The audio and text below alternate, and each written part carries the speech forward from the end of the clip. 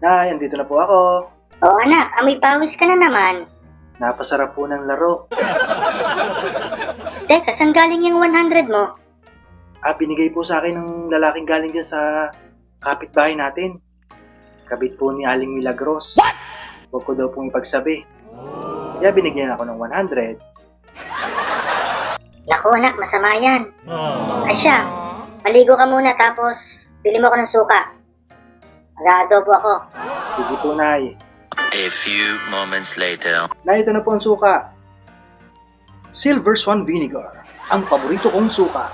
Baka naman. Joke lang. Ulit-ulit. Nay, ito na po yung suka.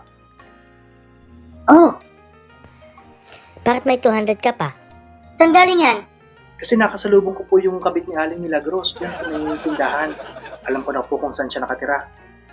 Nalaman po niya na nakita ko siya. Huwag ko daw po ipagsabi kahit kanino. Kaya po binigyan niya ako 200. Naku anak, masama yan. Siyang gawin mo, pumunta ka sa simbahan, mangumpisal ka. Sabihin mo kay Father yung kasalanan mo. Okay? Kilala mo ba si Father? Hindi po na, hindi ko po kilala si Father.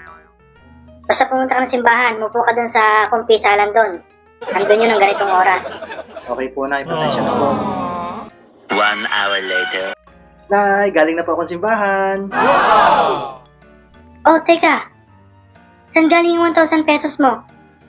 Kasi po na nung nangungumpisal ako, nakilala po ni Father yung boses ko. What? Pinakilala ko rin po yung boses niya. So nalaman ko na po kung saan nakatira yung kabit ni Aling Milagros. Sabi niya, huwag ko daw pong ipagsabi, kaya binigyan niya ako ng 1,000.